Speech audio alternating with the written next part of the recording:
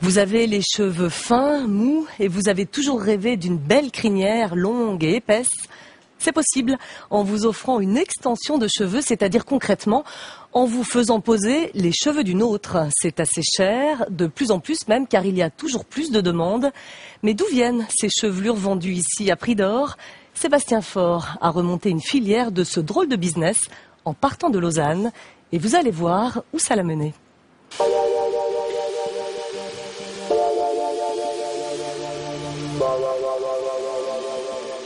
C'est une façon de changer de tête facilement. Et ça coûte cher? C'est un budget. C'est-à-dire? Autour des 1000 francs. 1000 francs, soit environ le quart de son salaire.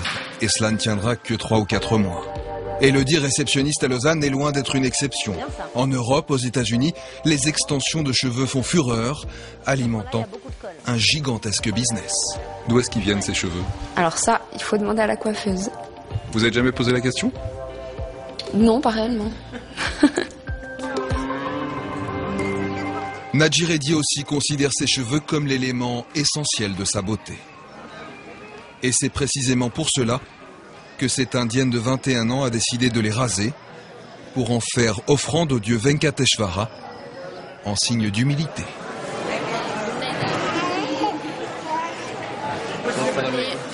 Je n'ai aucune hésitation à sacrifier ce que j'ai de plus beau pour mon Dieu. Je le fais pour exprimer ma gratitude, que les enfants soient en bonne santé, que mon mari gagne de quoi vivre avec son rickshaw, que tout aille bien à la maison. Un don désintéressé, mais ce qu'elle ne sait pas, c'est que tout le monde ne l'est pas. Le barbier s'active sur sa tête et à la minute où il aura terminé, ses cheveux seront ramassés puis revendus pour finir sur la tête d'une occidentale.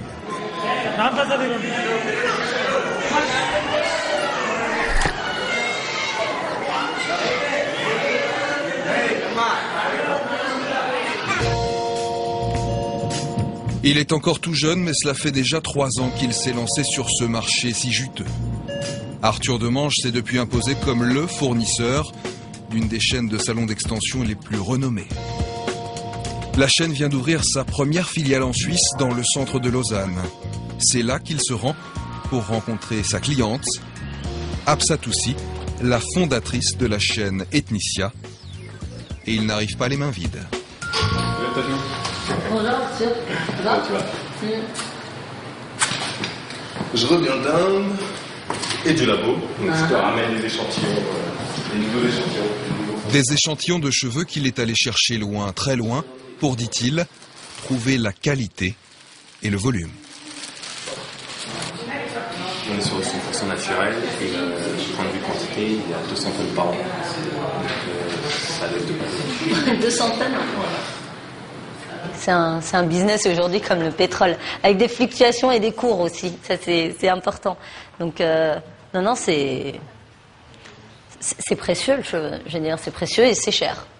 C'est très cher le cheveu, et de plus en plus cher. Parce qu'à un moment, il y a l'offre et la demande, et il commence à y avoir beaucoup de demandes pour l'offre. Donc naturellement, ça fait augmenter le prix du produit sur le marché. Pour trouver ces extensions, Arthur Demange a parcouru 10 000 kilomètres. Jusqu'à rejoindre l'état de l'Andhra Pradesh dans le sud de l'Inde, une région très pieuse qui, avec les cheveux, a trouvé sa matière première, l'une des plus chères du monde. Avec lui, son nouvel associé Oscar Sherpak, qui vient pour la première fois et qui, à l'avenir, doit négocier les achats de cheveux, des négociations souvent délicates. Et c'est dur de trouver ses cheveux? Particulièrement, oui, parce que c'est un marché qui n'est pas du tout structuré, d'accord ? En Inde, c'est vraiment considéré comme un business encore un peu impur parce que c'est vraiment un milieu traditionnel. Donc on a vraiment du mal à se faire ouvrir les portes, que ce soit des temples ou des fournisseurs. Donc c'est vraiment une lutte de tous les instants pour pouvoir avoir accès à ces endroits. Ici, les portes vont s'ouvrir pour les 2 acheteurs. Le temple de Dwarka Tirumala. Chaque jour, des milliers d'hindous se pressent au pied de la statue de Venkateshvara, le seigneur qui détruit les péchés du peuple. Ils sont là pour lui faire une offrande. De l'argent, des fleurs, des noix de coco ou leurs chevelures. Des chevelures parfois très impressionnantes, comme celle-ci, qui ne laisse pas nos acheteurs indifférents.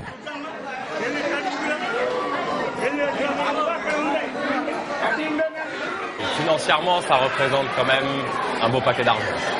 C'est-à-dire? C'est à peu près du 26 pouces, ça va représenter aux alentours de 800 € à peu près pour le consommateur final. Pour les fidèles, ce serait presque un an de salaire. Mais ils n'ont aucune idée de la valeur de leurs cheveux. Et rares sont ceux qui se demandent même pourquoi ils sont ramassés. La plupart d'ailleurs n'a jamais entendu parler des extensions de cheveux. Pour nous, les cheveux sont le symbole de l'ego, de la vanité. Les couper, c'est se débarrasser de cet ego. Moi, j'ai offert mes cheveux à Dieu. La suite ne me regarde plus.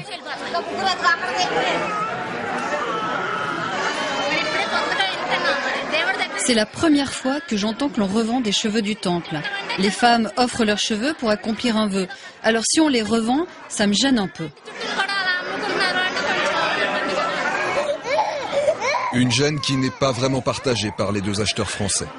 Pour eux, ce qui compte, c'est que personne ne se fasse raser les cheveux contre de l'argent, que les cheveux achetés ne soient pas ceux du désespoir.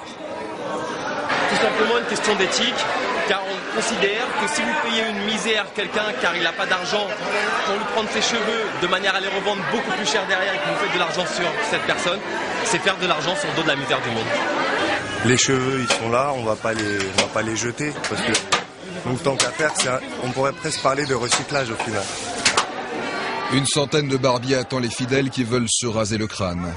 Le rasage a beau ne prendre que quelques minutes, il faut tenir la cadence.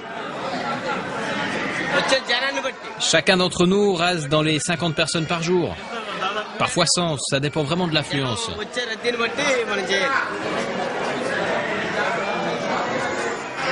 Les ramasseurs travaillent pour la compagnie qui achète les cheveux, celle qui a remporté les enchères organisées par le temple.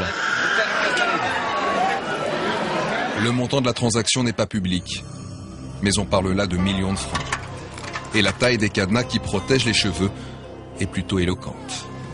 Le temple reste très discret sur son commerce. Il explique seulement que tous ses revenus servent à payer son fonctionnement et ses œuvres sociales. Arthur Demange et Oscar Charpak sont attendus chez l'industriel qui a remporté les enchères et qui rachète tous les cheveux de ce temple. Ils ne se sont encore jamais vus et espèrent bien faire affaire. Monsieur Wanka se présente comme l'un des principaux acteurs du marché. Il brasse des centaines de millions de kilos de cheveux et autant de dollars. Dans son usine travaillent quelques 3000 personnes, des femmes essentiellement, pour des produits exportés dans une quarantaine de pays. C'est du frisé naturel. Du frisé, magnifique. Ah ouais. Ouais, ça c'est bien ça. Donc ça c'est du frisé naturel, ce qu'on voit vraiment pas souvent. Ici, les cheveux vont connaître une cure de soins et de beauté. Ils sont lavés, relavés, traités, parfois colorés. Mais la matière première se fait toujours plus rare. On ne peut pas augmenter nos livraisons. Nous avons une production limitée car nous devons collecter dans les temples. On ne peut pas créer la matière première et elle est limitée. Donc on doit se contenter de ce qui est disponible. On doit partager cette quantité dans le monde entier. Mais pourquoi est-ce qu'il y a toujours plus de demandes? La mode. Les femmes veulent être toujours plus magnifiques. L'économie va mieux et les femmes dépensent toujours plus pour leur budget beauté.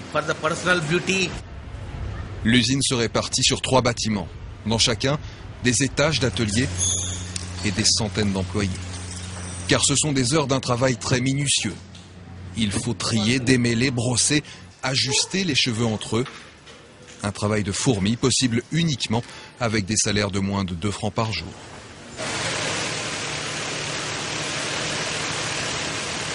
Ça fait vraiment travail à la chaîne. Je pense pas que c'était fait vraiment à la chaîne comme ça. Au centre de cet étage, la table des produits de démonstration. Toutes les couleurs, toutes les formes, telles qu'elles sont vendues dans les salons des belles avenues à Paris ou New York. Ça, c'est du 40 cm. La femme française aime se faire poser ses cheveux pour être très très élégante. Comme Beyoncé. Comme Beyoncé et toutes ces stars hollywoodiennes qui ont lancé cette mode des extensions. Mais l'entreprise indienne ne donne pas que dans le luxe, loin de là. Son patron nous emmène voir le bas de gamme. Dans cette salle, 200 tonnes de cheveux. Là, ce ne sont pas de jolies nattes conservées individuellement, mais un grand mélange de cheveux en boule, ramassés un peu partout. Notre compagnie à elle seule utilise chaque mois 100 tonnes de ce genre de cheveux. Je vous laisse imaginer combien ça fait de personnes pour ramasser tout ça, combien de maisons visitées, combien de tournées.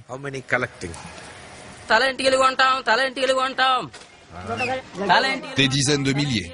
Ils sont des dizaines de milliers comme ces deux-là à faire le tour de leur quartier ou de leur village pour la seule entreprise de Monsieur Wanka. De porte en porte, ils rachètent les cheveux restés accrochés sur les brosses, quelques grammes, en échange de menus roupies ou d'un objet de pacotille.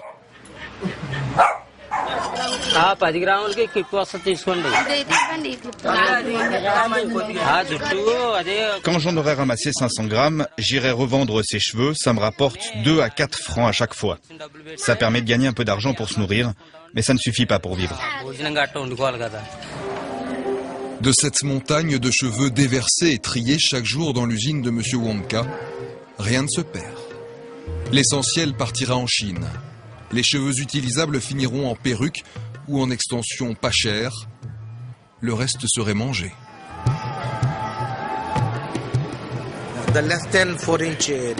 Les cheveux de moins de 10 cm, personne n'en veut. Mais il y a une protéine dans les cheveux. Elle va être extraite. Pour en faire quoi? Des aliments pour bébés. Dans les cheveux humains, il y a de la lécithine. Il y en a 4% dans les cheveux. Ils extraient cette lécithine avec un procédé chimique pour l'ajouter aux aliments pour bébés. C'est très bon pour les aliments pour bébés. C'est pour éviter de se faire vendre des cheveux mélangés qu'Arthur Demange a emmené son microscope. Il ne veut que la crème de la crème, des cheveux rangés dans leur sens original et toujours protégés de leur enveloppe naturelle.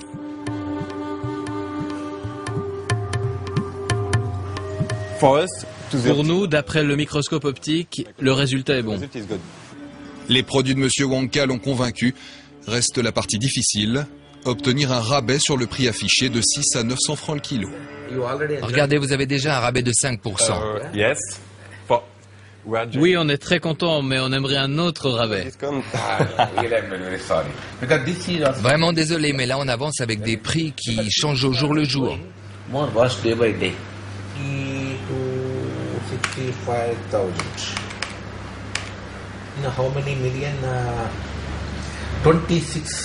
L'année dernière, c'était 26 millions de roupies l'achat pour un seul temple.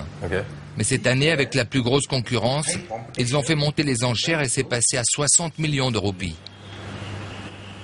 Ouais, un peu augmenté quand même. Plus du double. Un peu abattus par la flambée des prix, les acheteurs capitulent rapidement et passent commande pour 180 000 francs. De quoi alimenter le salon d'extension lausannois et les autres pour un moment encore.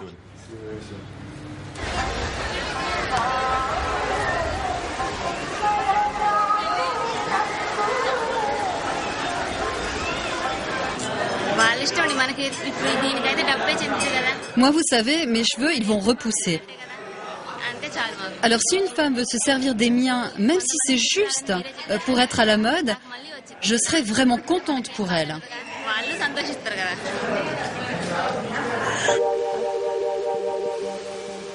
Est-ce que c'est bizarre de porter les cheveux d'une autre femme? Quand on y réfléchit, ça peut être bizarre, mais au final, non. Enfin, ça me dérange pas. Mais pourquoi ça peut être bizarre?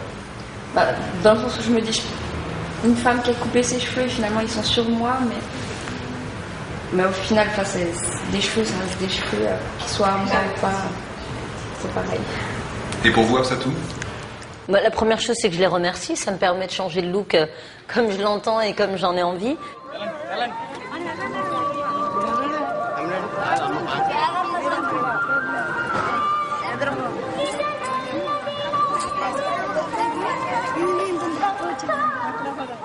Voilà, mise au point, c'est fini pour ce soir. N'hésitez pas à réagir. Le meilleur de vos commentaires seront diffusés en début d'émission la semaine prochaine. Vous retrouverez alors Pierre-Olivier Vollet. D'ici là, portez-vous bien Excellente soirée, très belle semaine. À bientôt.